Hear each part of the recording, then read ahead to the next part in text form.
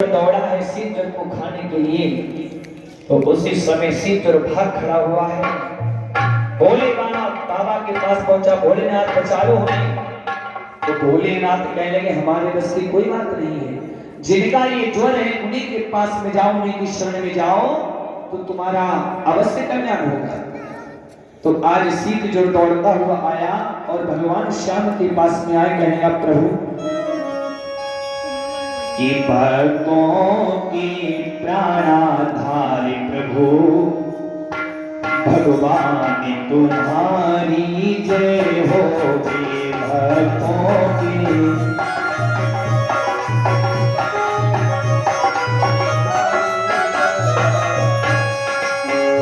भक्तों की प्राणाधार प्रभु भगवान तुम्हारी जय होगी। तीनों के रक्षक दया निधि घनश्याम तुम्हारी जय होगी।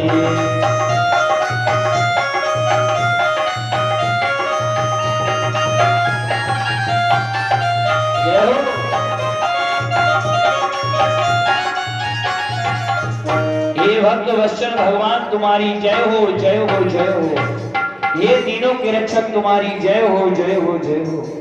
बोले भक्त और भगवान की जय हो। तो भगवान ने आज शीत जल को अभय दान दे दिया है। अब इधर बाणासुर फिर से बाण चलाने लगा है श्याम की सेना पर। जैसे बाणासुर ने प्रभु अग्निबाण छोड़ा है भगवान की सेना के ऊपर, तो भगवान कन्हैया ने नील बाण छोड़ करके वो शांत कर दिया। नाना प्रकार की चतुराई से बाणासुर लड़ता है भगवान के आगे, लेकिन हर बार व्यर्थ हो जाता है। क्या भगवान के सामने युद्ध कर रहा है बाणासुर। जब भगवान ने इसे तीव्र बाण छोड़े हैं कि बाणासुर एकदम से भाग खड़ा होता है। बाणासुर की मां कन्हैया के सामने ऐसी अवस्था में आ गई कि श्याम ने मुंह पीछे मुड़ लिया। अब इतना मौका बाणासुर को मिला तो भाग खड़ा हुआ है। भोलेनाथ बचा लो हमें भोले बाबा। तो भोले बाबा कहने लगे हम तो तुम्हारी संधि करवा आए थे। नहीं प्रभु, श्याम मुझसे लड़ रहे हैं। प्रभुओं भैया वास्तव में इस संसार में परीक्षित महाराज जितने भी देवता हैं हमारे सनातन धर्म में, भैया सबकी पूजा करोगे तो तुम्हारे पास अगर पैसा नहीं होगे तो किसी देवता की तुम पूजा नहीं कर पाओगे, क्योंकि रोली धूपबत्ती चावल जो कुछ है सब पैसों से मिलता है। और लेकिन भोले बाबा एक ऐसे देवता हैं जिनकी पूजा में एको पैसा खर्चा ना है, एको पैसा खर्चा ना, फ्री पूजा। धतूरो ठाड़ो चढ़ाई दो, घोट फ्री चढ़ाई दो भोले बाबा प्रसन्न। गांजा घोट लाओ फ्री चढ़ाई दो भोले बाबा प्रसन्न। सब फ्री और भोले बाबा प्रसन्न हो जाते हैं। वो सभी देव देते दुनिया में और पल्ला झाड़ के। हाँ सभी देव देते दुनिया में और पल्ला झाड़ के। मेरा भोला बाबा की तरह भैया छप्पड़, मेरा भोला बाबा की तरह भैया।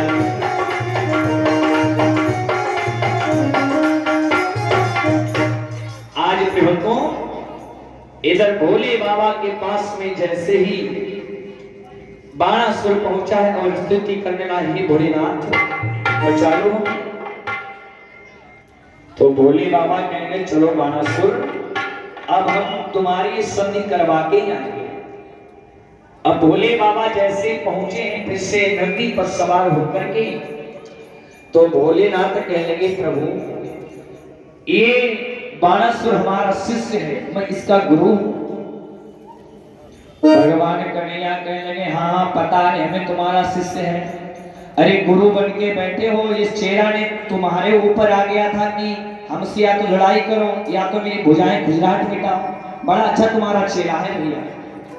प्रभुत्व वास्तव में गुरु और शिष्य का नाता बड़ा ही अटूट होता है प्यारे। और लेकिन आजकल यही रिश्ता बिगड़ता हुआ जा रहा है कि गलिन गलिन में गुरुआ घूमे और चेलों मंत्र ले और स्वर्ग में जाओ चाहे नरक मां हमें रुपया लोभी गुरु लालची चेला योगी गुरु लालची चेला वो नरक मां ठेला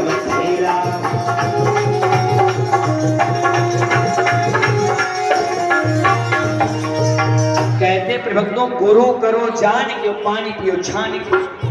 क्या भैया बनाना का पानी छानो पीने के काबिल हो जाएगा? नहीं होगा।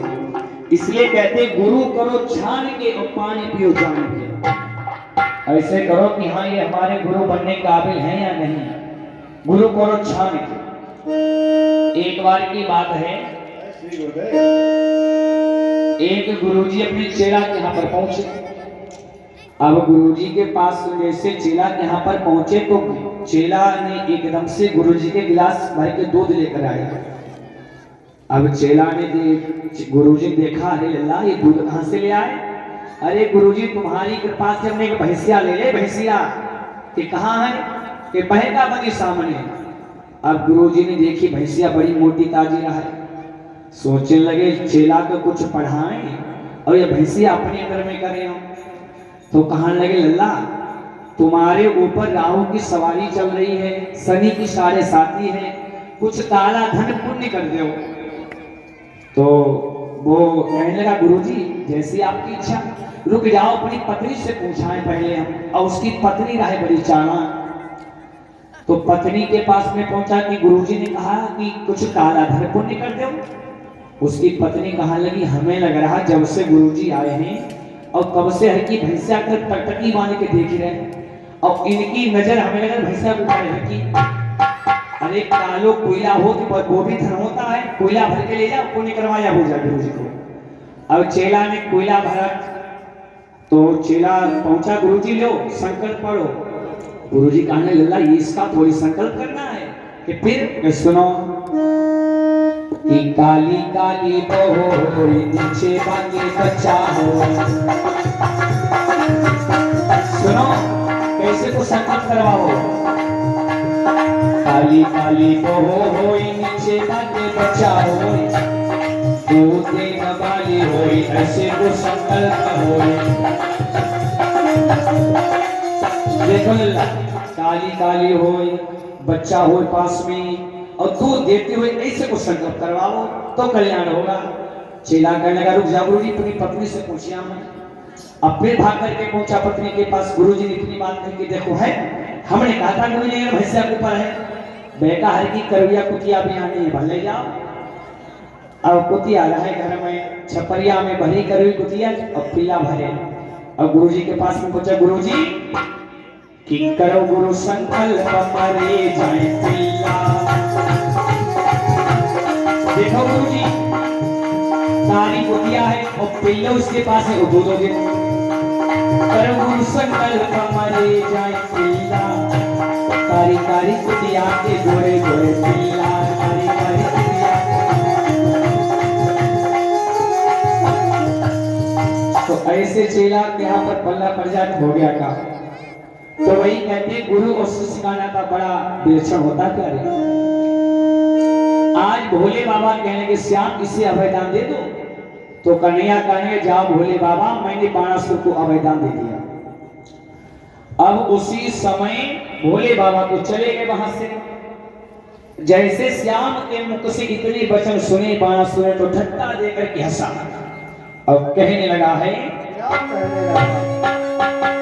इस सारंग पानी से समर किया और फिर भी कमान मेरी तनी रही, फिर भी कमान मेरी साहस भुजाएं बनी रही, बाहों में खुजली बनी रही।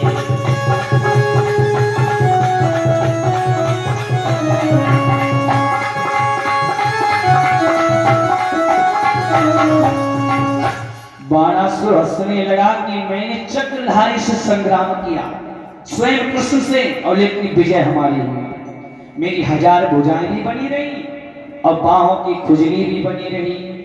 तो भगवान सोचने लगे अच्छा ये कारण है तुम्हारा।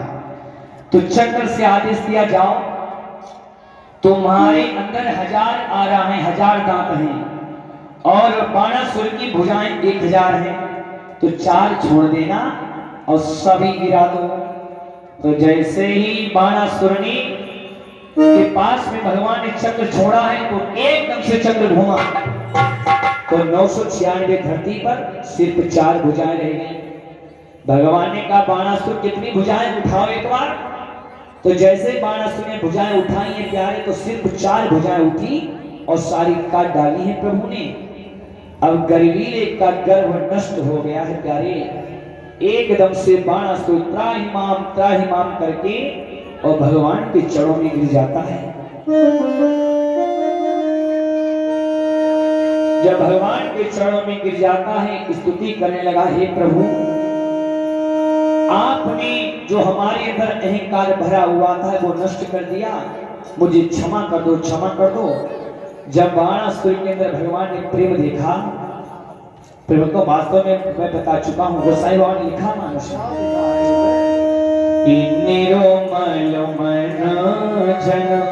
भगवान कहते हैं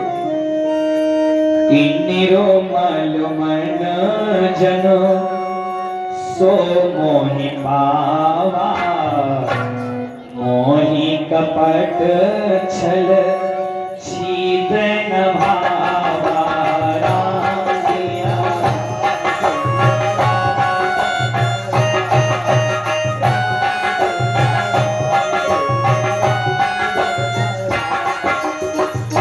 निरुमलु मन जन सो मोहि पावा और मोहि कपट छल छिद्र न भावा।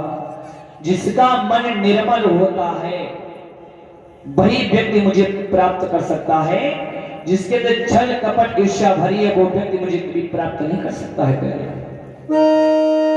इसका प्रमाण देखिए भैया, एक बार की बात है,